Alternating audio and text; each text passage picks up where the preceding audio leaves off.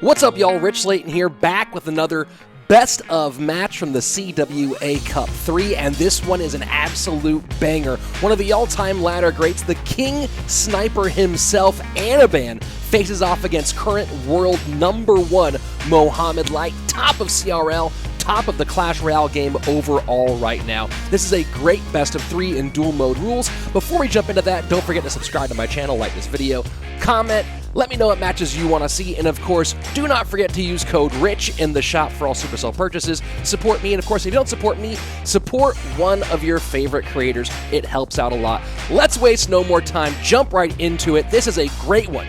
Mohamed Light versus Anaban. And here we go. You can see Mo's teammate Bob the Rock. Anaban paired up with his former nemesis Mini Minter, but we're looking at this BO3. This is the deciding set of this match between these two squads, and this is a big one. Mo opening up with Bandit.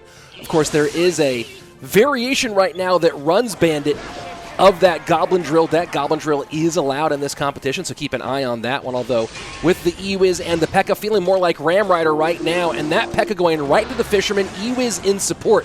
This could be devastating if that E-Wiz can get on the Inferno Dragon, and the nice Prince up high makes sure that it doesn't.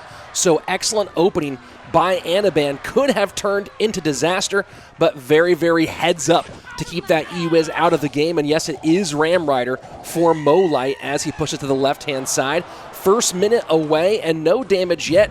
Anaban choosing to take the shot and activate King Tower. So didn't have a great counter in hand, had to eat that damage. Tornado will do the job. An aggressive Electro Giant to the right-hand lane in response to that Bar Barrel. E-Giant up high, Fisherman to work on that E-Wiz. This Electro Giant gonna go ham on that right-hand side. A lot of damage in for the big pile of electricity. That's the first 90 seconds away, and just like that, Anaban back in the lead, and the Mother Witch will turn that Bandit opposite direction. And look at this, Mother Witch is out for both players in game #1, so not looking like Fireball on either side. Mo Light could be running Fireball, but doesn't feel like it. And so that Mother Witch could be an absolute key here, although, of course, no great target for Mother Witch on either side. There was a time when she was exceptionally dominant, still really valuable, and you see her pretty much in every dual mode battle, but obviously not the same as when we saw her before in previous iterations of this competition. Here we go. Dark Prince down. And that's the Lightning to get some nice damage in for Mohamed Light. And the Bandit aggressive at the river opposite lane, picked up by the cage. Anaban doing a great job on the defensive side of the board. And there you go. There's no one in the game who might be better than with Tornado than Anaban. This is a guy who really plays his Tornadoes very, very well. He's up there with the use of that card, and now E-Wiz high. Electro Giant making a beeline to the tower. Ram Rider will keep it frozen in place for a little bit. Final 20 seconds. Lead still going to Anaban. Momentum going to Anaban. Mohamed Light going to have a real tough time trying to find ways to break through with the Prince, the Inferno Dragon, and the Lightning always able to control that Electro Wizard.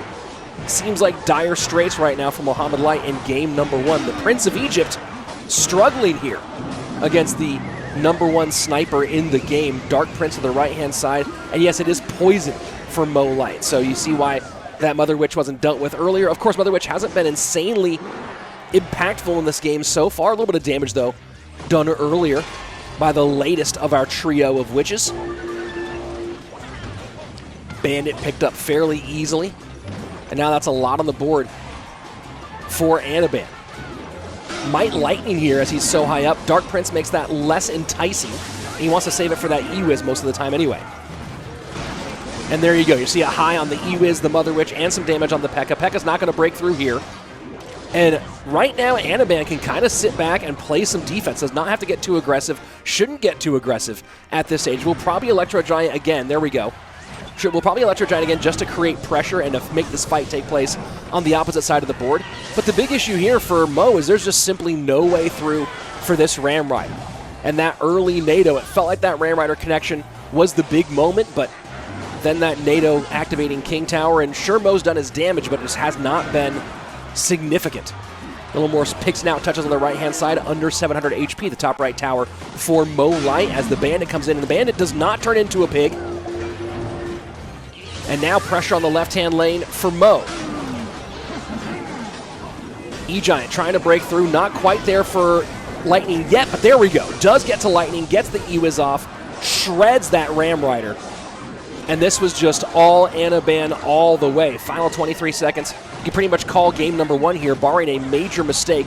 Prince, though, going to control everything at the bridge, and this is just about stopping this one Ram Rider with the high cage, and that's going to be a GG, a well-played Anaban with a nice game number 1 win, a solid matchup, and of course, that's what he's known for. If anyone is known for going out and getting those good matchups in Clash Royale, it is Anaban, who does that over and over again on ladder. Maybe more so than anyone else in the game, much to his opponent's chagrin.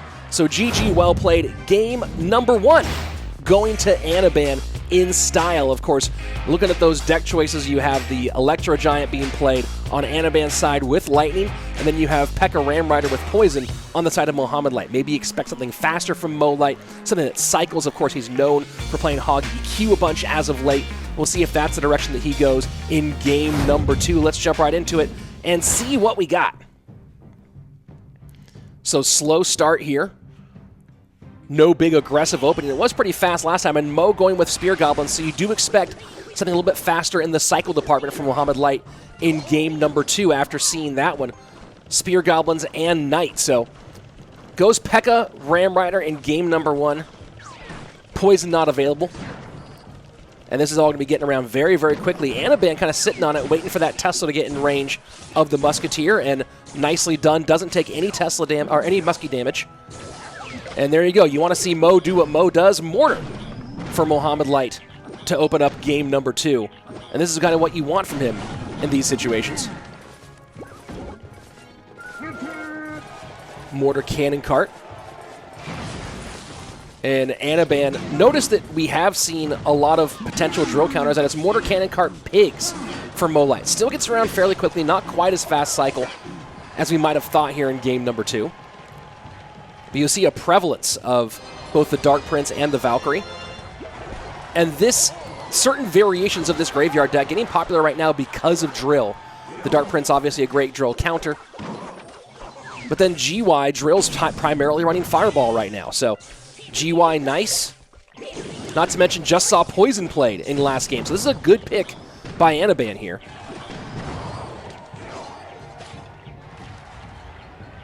Has the Dark Prince and the Bomber. Arrows does make this defense for Anaban a little bit more difficult against the Royal Hogs, not running Fireball.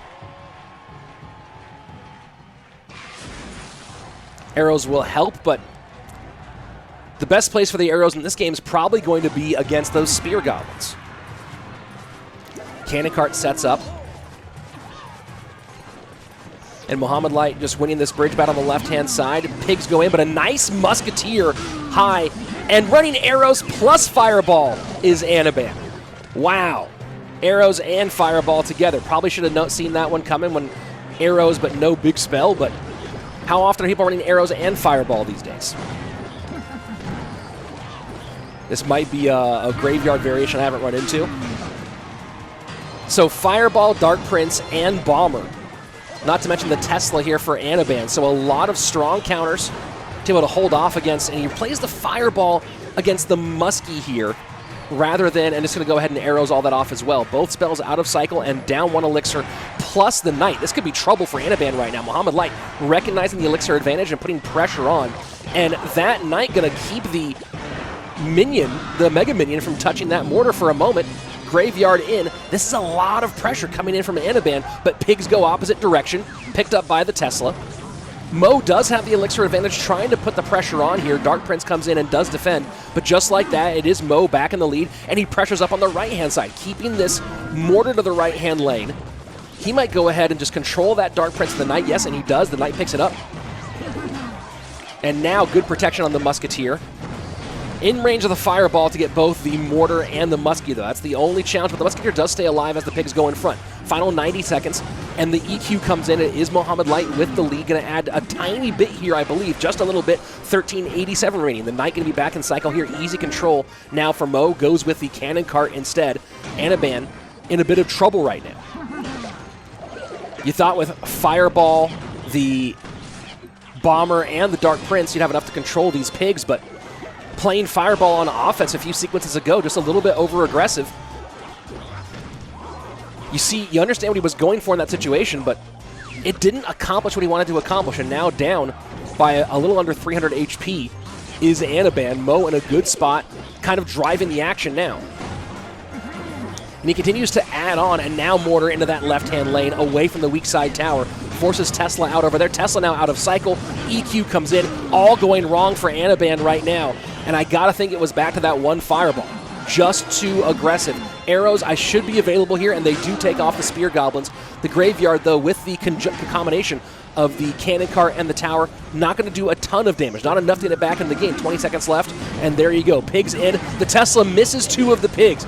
Man, that's the, we quote this quite often, but Hazard said back in Season 1 of CRL 2018, mistakes beget mistakes. You make one, and you have to correct for that one, and they cascade over and over again. And this was just a rough one. And Mo with a bit of cheek there, throwing the Earthquake on King Tower as well for the activation. GG, well played. #1 player in the world for a reason. Mohamed Light tying things up, and here we go. First set and second set split between these two teams. This was the third and final of their matchup, and now we go to the third and final of the actual set. So let's jump right into it. Mohamed Light and Anaban, winner take all. And now here we see what we expect to see from Mohamed Light. Fast cycle. Now we're at game number 3. Splits wall breakers high and immediate high zappies and bats on the counter. Notice Mo running Valkyrie, trying to make sure there's no drill problems.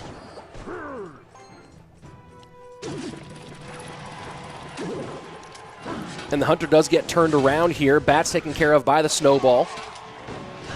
Solidly defended by Anaban. And going to come out a little bit low on damage, behind on damage, but up 1 on Elixir. But chooses not to use that advantage. Instead, waits for the response and plays the Miner here. You got to wonder what he had in cycle at the moment. That Miner was the choice. Gave up the Elixir advantage and then played a -1 trade. So Mega Knight down, but feels like the momentum starting to switch towards Mo here in this best of 3.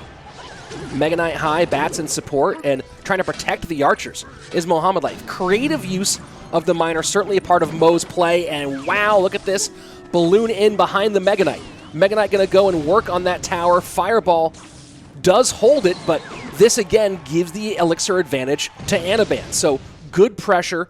Knew he probably wouldn't get on tower, but now comes out 2 Elixir ahead. This is absolutely huge for the Chivas Esports player. Wall breakers immediately at the bridge. Pressure out of Mo, forces the Snowball out. Let's see what Anaban turns this into with that split Zappies. Miner goes straight to the Archer, getting to give that Zappies a little bit more room.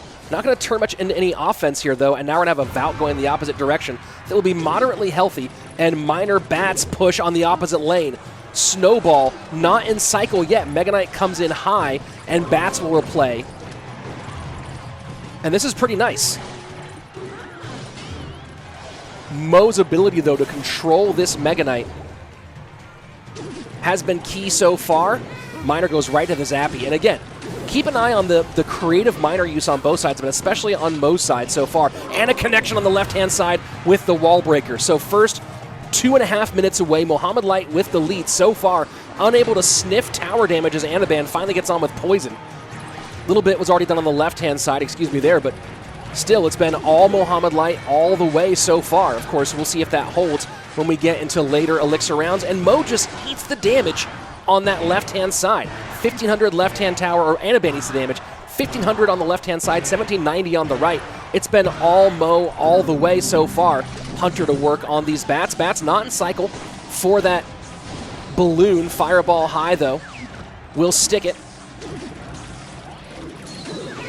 And so far, it has just been so difficult for Anaban to find a cycle that works. Hasn't turned any of it into true offense. Had a nice little elixir advantage at one point, at 2 points in this match. Had elixir advantages, could not turn either one into anything significant. Mega Knight bats behind. This has been a move on Anaban's defensive side a couple times, and now he does want to keep that snowball for those wall breakers a lot if he can. Controlling the Mega Knight with the miner. Oh, and that balloon sneaking by. Tesla not available. Snowball doesn't slow down quite enough. Snowball goes on offense, and Anaban just eats a full wall breakers push, but does get the Mega Knight in, and the Mega Knight being tanked for by that miner. So huge damage, 1147 left-hand side, and what looked like it was going to be disaster for Anaban suddenly puts him right in the mix, down by only 247 HP, and the Fireball just on the Hunter there to keep that backed up behind the Mega Knight. Again, Tesla going to pick up this balloon, but now a lot of momentum going towards Anaban. Balloon going to take that Tesla out, forces the Fireball down.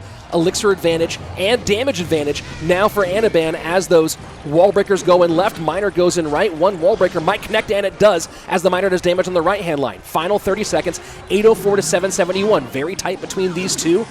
Anaban still putting in balloons for pressure. Miner does get on tower, 23 seconds left, and the poison getting good value there on the Hunter, or on the archers and the tower. Snowball just barely stops those wall breakers. Fireball in to connect. Miner going to town on the right-hand side, 196 to 296. 100 HP separating. Miners in on both sides. Miner inside. Wall breakers trying to beat that out. 54 HP, 31 HP. Mohamed Light just barely wins it by 31 HP. What a win. What a way to sneak that in. Oh my word, Mohamed Light. GG, well played. What an unbelievable finish by one of the greats. So much fun to watch, and that's going to be a match win, a game win, a set win, and a match win for Team Mohamed Light. Unbelievable. What a great match. I really hope that you're enjoying these best ofs just as much as I am. They've been super fun to cast, super fun to bring to you guys. For more like this, don't forget to subscribe to my channel, like this video, turn that bell on for notifications, and of course use code RICH in the Supercell shop to support me. And of course, if you don't support me, support some Clash Royale content creators. It's a great way to give back a little bit and help us bring you more really, really cool content. That's it for today. This has been the most fun place for Clash Royale esports, and as always, make sure to be excellent to each other.